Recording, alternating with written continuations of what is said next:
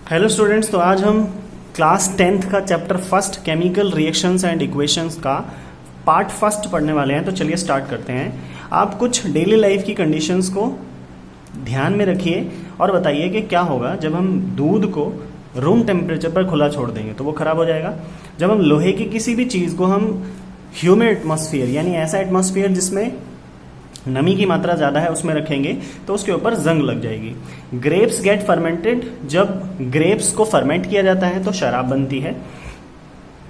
Food is cooked, जब खाना पकाया जाता है तो उसके मॉलिक्यूल जो है वो पक जाते हैं और खाना खाने के लिए रेडी हो जाता है। Food get digested in our body, हमारी बॉडी के अंदर जब खाना डाइजेस्ट होता है तो एंड वी रेस्पायर, जब हम सांस लेते हैं तो क्या होता है। In all the above activities the nature and identity of the initial substance have somewhat changed. इन सारी एक्टिविटीज में जो पहले का सब्सटेंस है उसका नेचर और उसकी आइडेंटिटी जो है सेकंड वाले पार्ट में चेंज हो जाती है। We have already learned about physical and chemical changes of matter in the previous class. आपने इससे पहले वाली क्लास में फिजिकल और केमिकल चेंजेस के बारे में पढ़ा हुआ है। व्हेनेवर अ केमिकल चेंज, अगर जब भी कोई केमिकल चेंज होता है, जब भी कोई रासायनिक बदलाव होता है, we can say that chemical reaction taken place. तो हम कहते हैं कि केमिकल रिएक्शन हो रही है। You may perhaps be wondering as to what is the actually made by chemical reaction। आप आश्चर्य से भर जाएंगे और आपको नहीं पता होगा कि केमिकल रिएक्शन क्या होती है, ये केमिकल रिएक्शन कैसे होती है। आइए हम इसको करने के लिए एक एक्टिविटी करते हैं। सो एक्टिविटी क्या है, आपको क्या करना है, एक मैग्नीशियम रिबन लेना है। अब आप सोचेंगे मैग्नीशियम रिबन क्या होता है, तो मैं आपको बता देता हूँ कि जो आप दिवाली पर फुलझड़ियाँ जलाते हैं उसमें जो चमकीली चीज़ होती है उसको मैग्नीशियम बोला जाता है। तो आपको 2 सेंटीमीटर का मैग्नीशियम रिबन लेना है और सैंड पेपर से उसको साफ करना है। सैंड पेपर से साफ करने की जरूरत क्यों पड़ती है, क्योंकि मैग्नीशियम से एटमॉस्फेरिक गैसेस रिएक्शन करके कुछ सब्सटेंस उसके सरफेस के ऊपर बना देती है जिसको हटाना जरूरी है उसको जलाने से पहले। तो जैसे ही आप मैग्नीशियम रिबन को टोंग से पकड़ के जलाते हैं तो वो जलने पे वाइट कलर का पाउडर जो है वो बनाता है। ये वाइट कलर का पाउडर जो है मैग्नीशियम रिबन के जलाने पर बनता है, जिसको हम मैग्नीशियम ऑक्साइड बोलते हैं। तो आपने ऑब्जर्व किया होगा कि मैग्नीशियम रिबन को जलाने पर वाइट कलर का पाउडर बनता है और डैजलिंग वाइट फ्लेम निकलती है, यानी आग की लौ निकलती है। This powder is magnesium oxide. ये पाउडर मैग्नीशियम ऑक्साइड है and it is formed due to reaction between magnesium and oxygen present in air. और ये जो मैग्नीशियम ऑक्साइड है ये बनता है जब मैग्नीशियम ऑक्सीजन से रिएक्शन करता है एयर के अंदर। अब 2 एक्टिविटी और देखिए आप। लेड नाइट्रेट सॉल्यूशन में पोटेशियम आयोडाइड आप ऐड करेंगे तो इन दोनों में हाइड्रोजन गैस निकलती है रिएक्शन होने के बाद। तीसरी एक्टिविटी है जब आप जिंक के ग्रेनुअल, जिंक के छोटे छोटे पार्टिकल्स को बीकर में डालेंगे और उसमें आप एसिड डालेंगे तो जिंक जो है वो उससे रिएक्शन करता है और हीट बढ़ जाती है जिससे ट्यूब जो है वो गर्म हो जाती है। तो इन सारी एक्टिविटीज से हमें कुछ बेसिक चीजें पता लगती हैं केमिकल चेंजेस के बारे में कि केमिकल रिएक्शन कब होगी। जब चेंज ऑफ स्टेट, जब भी किसी मैटर की स्टेट बदलेगी तो आपकी केमिकल रिएक्शन होगी।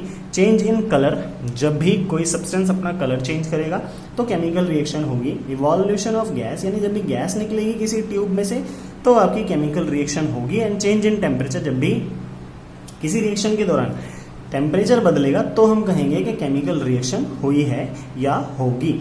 As we observe the change around us, हम अपने आसपास जो चेंजेस देखते हैं उसमें भी बहुत सारी केमिकल रिएक्शंस इन्वॉल्व होती हैं। We will study about various types of chemical reactions and their symbolic representation. हम बहुत सारी अलग अलग केमिकल रिएक्शंस के बारे में पढ़ेंगे और उसके सिंबल्स के बारे में भी पढ़ेंगे, उनका सिंबॉलिक रिप्रेजेंटेशन भी देखेंगे।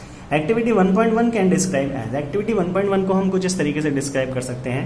When a magnesium ribbon is burned in oxygen it get converted into magnesium oxide. यानी जब मैग्नीशियम रिबन को ऑक्सीजन की प्रेजेंस में जलाया तो मैग्नीशियम ऑक्साइड में बदल गया। इसको बोलते हैं सेंटेंस इक्वेशन बोलते हैं इसको। This description of chemical reaction is a sentence form of equation और ये बहुत बड़ा होता है। इसको लिखने का छोटा तरीका क्या है कि हम इसके मेन वर्ड्स को निकाल लें और उसको लिखें तो कुछ इस तरीके से लिखा जाएगा। इसको वर्ड इक्वेशन बोलते हैं। Magnesium plus oxygen arrow magnesium oxide. इस साइड को जो भी चीजें होंगी उन सबको रिएक्टेंट्स बोला जाएगा क्योंकि वो रिएक्शन में भाग ले रहे हैं। इस साइड के जो भी चीजें होंगी उन सबको प्रोडक्ट बोला जाएगा क्योंकि इनके वजह से वो बना है। The substance that undergoes chemical change in the reaction like magnesium and oxygen, they are called reactant. जो केमिकल रिएक्शन में भाग लेते हैं उनको रिएक्टेंट्स बोलते हैं। जो नए सब्सटेंस बनते हैं जैसे मैग्नीशियम ऑक्साइड, उसको प्रोडक्ट बोला जाता है। So a word equation shows change of reactants to product through arrow placed between them. Arrow के वजह से word equation हमें बताती है कि प्रोडक्ट किस में से रिएक्टेंट में से बन के तैयार हुआ है। The reactants are written on the left hand side. Left side में आप जो भी चीजें लिखते हैं वो सारा रिएक्टेंट होता है। राइट साइड में आप जो भी चीजें लिखते हैं वो सारा प्रोडक्ट होता है। रिएक्टेंट अगर एक से ज्यादा है तो उनके बीच में प्लस का साइन आता है। अगर प्रोडक्ट एक से ज्यादा होते हैं तो उन सबके बीच में भी प्लस का साइन आता है। डायरेक्शन जो है वो एरो के हेड से बताई जाती है। डायरेक्शन एरो हेड का मतलब है कि रिएक्शन इस डायरेक्शन में प्रोसीड हो रही है। नेक्स्ट है राइट अ केमिकल इक्वेशन। आप केमिकल इक्वेशन को किस तरीके से लिख सकते हैं? तो ये वर्ड इक्वेशन जो आपने लिखी थी इसको भी हम शॉर्ट फॉर्म में करके लिख सकते हैं अगर हमें इन वर्ड्स का सिंबॉलिक रिप्रेजेंटेशन पता हो, यानी इसके क्या क्या सिंबल्स हैं। Mg मैग्नीशियम के लिए है, O2 ऑक्सीजन के लिए है और MgO मैग्नीशियम ऑक्साइड के लिए है। Count and compare the number of atoms present in the each element of left hand side and right hand side. आपको दोनों साइड के नंबर ऑफ एटम्स काउंट करने हैं। इधर मैग्नीशियम एक है, इधर एक है, इधर ऑक्सीजन 2 है, इधर ऑक्सीजन 1 है, तो ये दोनों साइड के एटम्स जो है बराबर नहीं है। The number of atoms of each element are same or both side or not, क्योंकि वो सेम नहीं है। अगर वो सेम नहीं है इक्वेशन को हम अनबैलेंस इक्वेशन कहते हैं, because mass is not equal to both side. दोनों साइड में मास जो है एलिमेंट्स का बराबर नहीं है। Such a chemical equation is called skeletal chemical equation. ऐसी केमिकल इक्वेशन जिसमें दोनों साइड मास बराबर नहीं होता है बट उसको सिंबल से दिखाया जाता है उसको स्केलेटल केमिकल इक्वेशन कहते हैं। नेक्स्ट आता है आपका बैलेंस केमिकल इक्वेशन। तो बैलेंस केमिकल इक्वेशन क्या होता है और हमें उसको करना क्यों जरूरी है?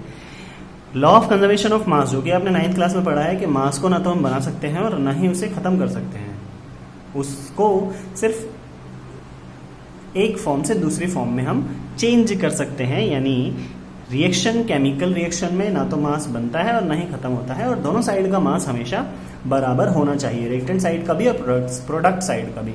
सो दूसरे शब्दों में कहें तो number of atoms reactant side पर और number of atoms product side पर हर एलिमेंट के बराबर होने चाहिए। तो मास कंजर्वेशन को फुलफिल करने के लिए केमिकल इक्वेशन का बैलेंस होना जरूरी है। Hence we need to balance a skeletal chemical equation. इसलिए हमें केमिकल इक्वेशन को बैलेंस करने की जरूरत पड़ती है। चलिए एक केमिकल इक्वेशन बैलेंस करके देख लेते हैं। देखिए ये वर्ड इक्वेशन है zinc sulphuric acid, zinc sulphate और हाइड्रोजन। ये आपके पास स्केलेटल केमिकल इक्वेशन है। जिंक के लिए Zn सिंबल यूज किया है, सल्फ्यूरिक एसिड के लिए H2SO4 यूज किया है, जिंक सल्फेट के लिए ZnSO4 यूज किया है और हाइड्रोजन के लिए H2 यूज किया है। अब इसमें दोनों साइड के नंबर ऑफ एटम जब आप काउंट करेंगे तो आप देखेंगे कि जिंक रिएक्टेंट साइड पर भी 1 है और प्रोडक्ट साइड पर भी 1 है, दोनों साइड पे एक एटम है उसका। हाइड्रोजन के रिएक्टेंट साइड पे 2 एटम है, प्रोडक्ट साइड पे भी 2 एटम है। सल्फर के रिएक्टेंट साइड पे 1 एटम है और प्रोडक्ट साइड पे भी 1 एटम है और ऑक्सीजन के रिएक्टेंट साइड पे 4 एटम है और प्रोडक्ट साइड पे भी 4 एटम है। तो क्योंकि दोनों साइड में रिएक्टेंट और प्रोडक्ट दोनों साइड में ही इसके नंबर ऑफ एटम्स का नंबर बराबर है, इसलिए इस रिएक्शन को हम कह सकते हैं कि ये एक बैलेंस केमिकल इक्वेशन है। तो इस तरीके से आपको आइडेंटिफाई करना है कि कौन सी केमिकल इक्वेशन जो है वो बैलेंस है और कौन सी केमिकल इक्वेशन बैलेंस नहीं है। तो हमने आज 3 बेसिक चीजें पढ़ी। हमने पढ़ा सेंटेंस इक्वेशन, जब आप किसी सेंटेंस के थ्रू किसी केमिकल रिएक्शन को बताते हैं तो उसको सेंटेंस इक्वेशन बोलते हैं। वर्ड इक्वेशन, जब आप उस केमिकल इक्वेशन में सेंटेंस में से कुछ इंपॉर्टेंट वर्ड्स को निकाल के केमिकल इक्वेशन बनाते हैं तो उसको हम वर्ड इक्वेशन बोलते हैं। और जब उसके सिंबल्स को लिखते हैं तो उसको स्केलेटल केमिकल इक्वेशन बोला जाता है। किसी भी इक्वेशन को बैलेंस करना इसलिए जरूरी है क्योंकि law of conservation of mass को आप तभी फुलफिल कर सकते हैं जब कोई केमिकल इक्वेशन बैलेंस हो। और बैलेंस करने के लिए आपको दोनों साइड के, रिएक्टेंट साइड के भी और प्रोडक्ट साइड के भी नंबर ऑफ एटम्स को बराबर करना जरूरी है और आवश्यक है। थैंक यू गाइज इस वीडियो को देखने के लिए। हमारे चैनल को सब्सक्राइब करिए और अगर आपको वीडियो समझ में आई है और अच्छी लगी है तो अपने दोस्तों के साथ भी शेयर करिए। Thank you and good bye.